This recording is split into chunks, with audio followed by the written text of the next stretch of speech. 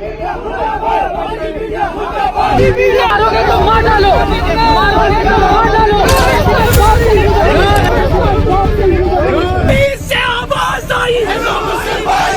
गोदी मीडिया किस तरीके से व्यवहार करती है हम सब जानते हैं, और देश भर में गोदी मीडिया को किस तरीके से लताड़ लगती है, फटकार पड़ती है, यह भी हम सब जानते हैं। चित्रा त्रिपाठी पहलगाम की रिपोर्टिंग करने के लिए कश्मीर में गई हुई थी और लाल चौक से रिपोर्टिंग कर रही थी। बाकी अन्य गोदी चैनल भी वहीं से रिपोर्टिंग कर रहे हैं, लाल चौक से। लाल चौक पर खड़े होकर के चित्रा त्रिपाठी रिपोर्टिंग कर रही थी और वहीं पर लोगों ने चित्रा त्रिपाठी को खदेड़ दिया। लेकिन सबसे बड़ी हैरानी की बात, चित्रा त्रिपाठी इसमें उस भीड़ से वापसी सवाल जवाब करने लगती है। चित्रा त्रिपाठी कहती है कि मार डालोगे क्या, मार डालोगे क्या, मार दो, मार डालोगे क्या, मार दो, इस तरह के शब्द वो कहती है। मारोगे तो मार डालो, और उसके बाद में कहती है कि किसी के बाप से नहीं डरती। मारोगे तो मार डालो। आप बताइए, उस भीड़ के सामने, उन लोगों के सामने खड़े होकर के आप ये कौन सी ललकारने वाली बात कह रहे हैं? मारोगे तो मार डालो। और जरा सोचिए कि अगर वहां पर जरा सा भी चित्रा त्रिपाठी को कोई हाथ लगा देता तो फिर क्या बवाल मचता। जरा गौर से सुनिए चित्रा त्रिपाठी को क्या कह रही है। मारोगे तो मार डालो, मारोगे तो मार डालो। किसी भी पत्रकार का यह व्यवहार जायज नहीं हो सकता है। अब आप कहेंगे कि बहुत सारी जगह पर हिंदुत्व के नाम पर जब भीड़ किसी पत्रकार को घेर करके जय श्री राम का नारा लगवाती है तो आप जैसे पत्रकार कहते हो कि मैं किसी के कहने से जबरन जय श्री राम नहीं बोलूंगा। वो चीज अलग है और ये चीज अलग है। और दूसरी बात आप समझिए, कहीं पर अगर कुछ गलत हुआ है तो उसके बाद में भीड़ में एक स्वाभाविक गुस्सा होता है, और लिहाजा किसी भी पत्रकार को जब ऐसी जगह पर रिपोर्टिंग करने के लिए जाता है तो उसको संयम बरतना पड़ता है। कहीं पर भी अगर हम जाते हैं तो वहां पर एक गुस्सा होता है भीड़ के अंदर, और भीड़ जो है वो उतावली होती है वहां पर, और वहां पर आपको ये उकसावे वाले शब्द नहीं बोलने चाहिए कि मार डालोगे क्या, मार डालोगे क्या। मारोगे तो मार डालो, मारोगे तो मार डालो। और एक बार नहीं, दो बार, तीन बार चित्रा त्रिपाठी इस चीज को रिपीट करती है और उसके बाद में कहती किसी के बाप से नहीं डरती। अगर चित्रा त्रिपाठी को वहां पर कोई पकड़ लेता, कुछ कह देता, तो सोचिए उसके बाद में पूरी मीडिया किस तरीके का नैरेटिव बनाती। और पहले ही हिंदू मुसलमान को लेकर के मैंने आज सुबह ही खबर दिखाई थी, एक चैनल ने भी ढंग की रिपोर्टिंग नहीं की है, एक चैनल भी जिम्मेदारी से काम नहीं ले रहा। खुलेआम हर अखबार पर, हर जगह पर यही खबर लिखी हुई है कि धर्म पूछ करके मारा गया। अरे ये सच्चाई है कि धर्म पूछ करके मारा गया है, लेकिन यही सब कुछ नहीं है। सवाल सरकार से करिए साहब, ये आतंकवादियों का एजेंडा है कि धर्म पूछ करके मारा है। ये हर अखबार में यही है कि धर्म पूछ करके मारा है, धर्म पूछ करके मारा, ये सच्चाई है। लेकिन ये आतंकवादियों का एजेंडा है। वो चाहते हैं कि पूरे देश में हिंदू मुसलमान हो, और जिन आतंकवादियों ने वहां पर 40 लोगों के साथ में कायराना हरकत की, उसके बाद में 40 करोड़ लोगों के अंदर ये जहर फैल जाए। ये तो आतंकवादियों का एजेंडा है साहब। क्या कह रहे हैं वहां के लोग, गौर से सुनिए जरा इसको। वहां के लोग कह रहे हैं कि कश्मीर से आवाज आई, हिंदू मुस्लिम भाई भाई, कश्मीर से आवाज आई, हिंदू मुस्लिम भाई भाई। तो गोदी मीडिया को पेट में क्यों दर्द हो रहा है? क्या बुलवाना चाहते थे ये लोग, क्या निकलवाना चाहते थे ये लोग? मारोगे तो मार डालो, मारोगे तो मार डालो। हिंदू मुस्लिम का सीन नहीं है, ये इंसानियत का कत्ल है। उन्होंने वहाँ से क्या किया, हम बोल रहे थे मतलब अमन से रहना चाहिए, ये वहाँ से उनको इशारा कर रहा है कैमरा बंद कीजिए। उन्होंने वहाँ पे लाइव कट किया और जैसे हमने बात खत्म की वो बोल रहा है चलो फिर से कीजिए। ये सरासर गलत है। मैं 100 किलोमीटर काट के आया इधर जज करने के लिए। कश्मीर से आवाज आई, कश्मीर से आवाज आई। Republic TV, Republic TV, Republic TV. एक एक्सपेक्टेशन है, वो एक बड़ी चैनल है, हम इनको अप्रिसिएशंस दे रहे थे यहाँ से कि you are the only medium जिसके थ्रू हम पूरे इंडिया को बोल सकते हैं कि ये is not between you know ये हिंदू मुस्लिम। वहां पर खड़े हुए लोग इस बात को कह रहे हैं कि हम उनसे ये कहना चाहते थे कि आप एक बड़ी मीडिया है, देश भर में आपकी पहुंच है, यहां से एक अच्छा नैरेटिव देश के अंदर एस्टैब्लिश करिए। तो क्या गलत कह रहे थे वो लोग?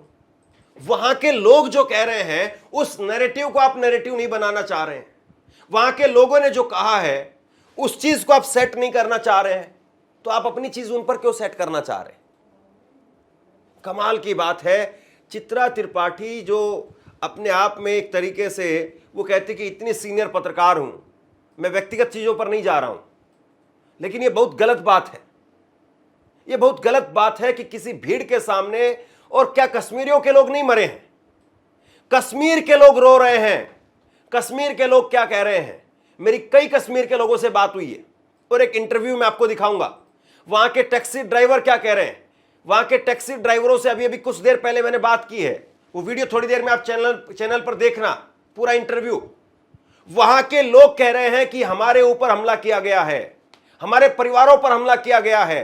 ये कश्मीर के लोगों ने मुझसे कहा इंटरव्यू में, मैंने इंटरव्यू किया है यहीं से, और उन्होंने कहा इस बात को कि ये हमारे ऊपर हमला किया गया है। उन्होंने ये टूरिस्टों पर हमला नहीं किया है, वो हमारी रोजी रोटी है। वो जो बाहर से पर्यटक आते हैं वो हमें दे करके जाते हैं, उनकी वजह से हमारे घर का चूल्हा जलता है। और जब सीजन पीक पर है, अभी सीजन आना था, पूरा वहां पर कश्मीर अब खाली हो रहा है, लोग रो रहे हैं वहां के। तो क्या गलत कह रहे थे लोग? Modi media Modi media Modi media मारोगे तो मार डालो, मारोगे तो मार डालो, हिंदू मुस्लिम का सीन नहीं है, ये इंसानियत का कत्ल है। उन्होंने वहां से क्या किया? हम बोल रहे थे मतलब अमन से रहना चाहिए, ये वहां से उनको इशारा कर रहा है कैमरा बंद कीजिए। उन्होंने वहां पे लाइव कट किया और जैसे हमने बात खत्म की वो बोल रहा है चलो फिर से कीजिए। ये सरासर गलत है। मैं 100 किलोमीटर काट के आया इधर जज करने के लिए। कश्मीर से आवाज आई, कश्मीर से आवाज आई, Republic TV, Republic TV, Republic TV. एक एक्सपेक्टेशन है, वो एक बड़ी चैनल है, हम इनको अप्रिसिएशंस दे रहे थे यहाँ से कि you are the only medium जिसके थ्रू हम पूरे इंडिया को बोल सकते हैं कि ये इज नॉट बिटवीन ये हम मुस्लिम। एक और वीडियो भी है, उसमें भी चित्रा त्रिपाठी का व्यवहार ठीक नहीं दिखाई दे रहा है, रिपब्लिक चैनल का व्यवहार ठीक नहीं दिखाई दे रहा है। कायदे से इन लोगों को शर्म करनी चाहिए, वाकई जो है शर्म करनी चाहिए। कहीं तो आप जो है वो अपने लिए लाइन खींचिए साहब, कहीं तो लाइन खींचिए।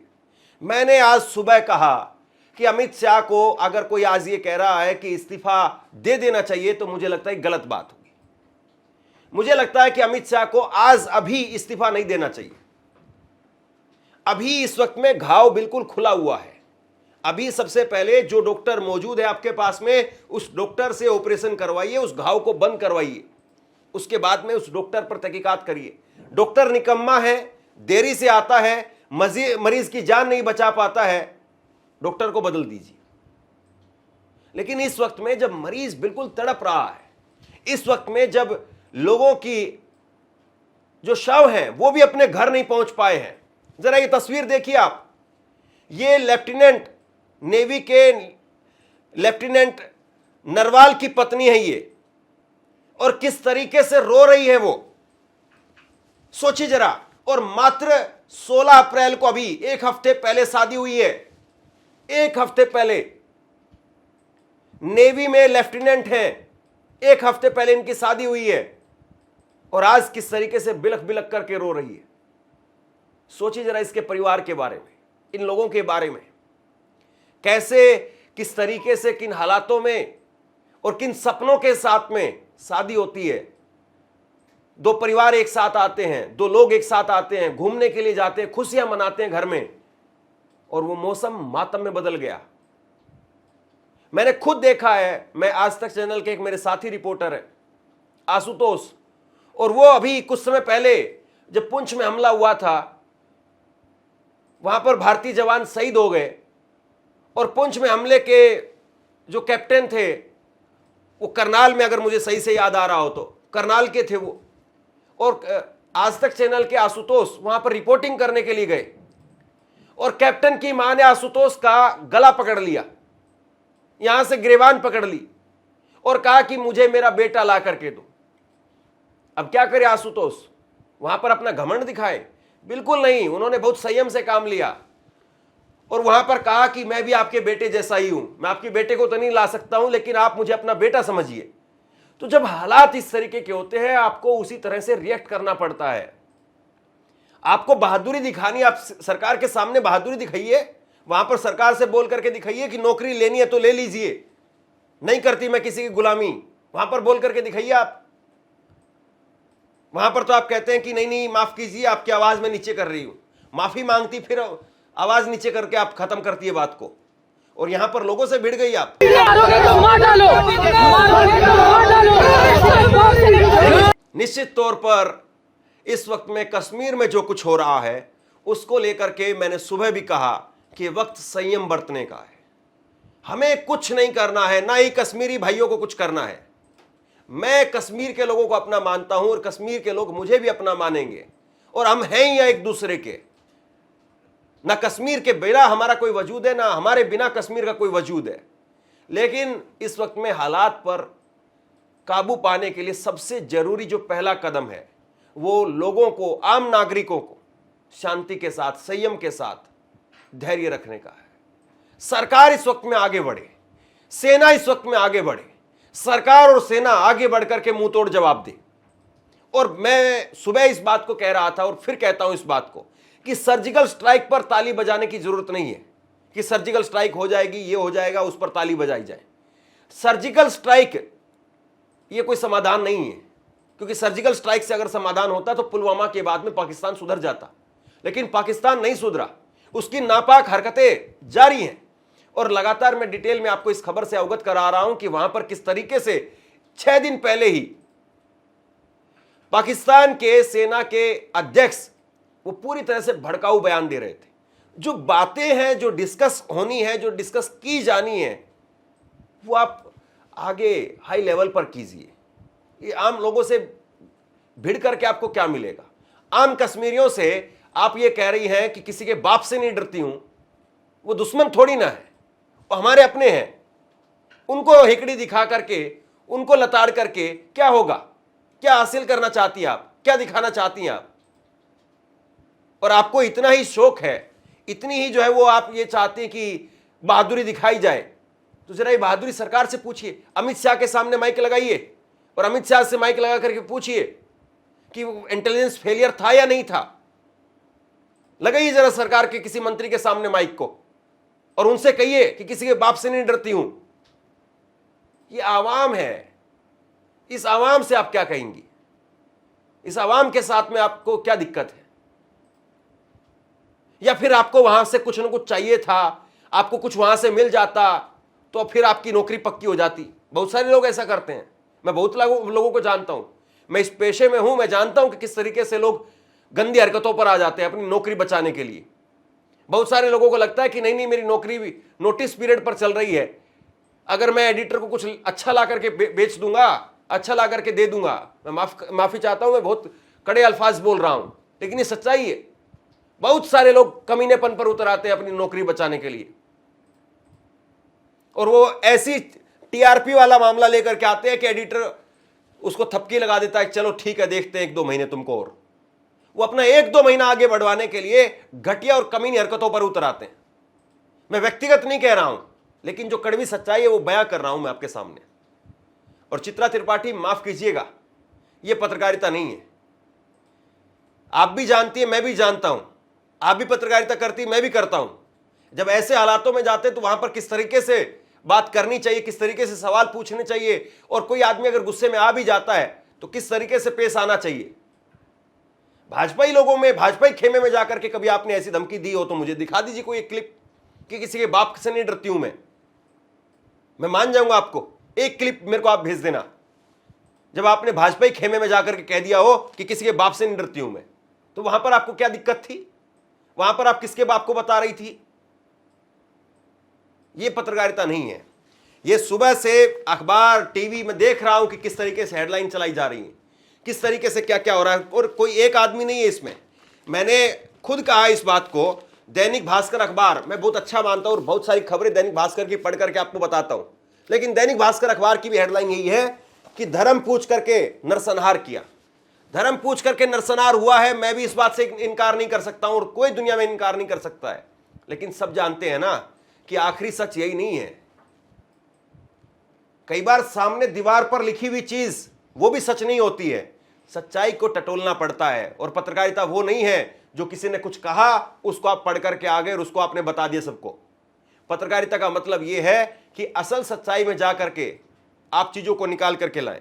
बहुत बार ऐसा हुआ है कि मीडिया ट्रायल के बाद में केस की सच्चाई निकल करके सामने आई है। जजों ने, अदालतों ने फैसले दे दिए, लेकिन जब मीडिया ट्रायल हुआ उस केस का तो दोबारा से फाइलें खुली हैं और चीजें निकल करके सामने आई है।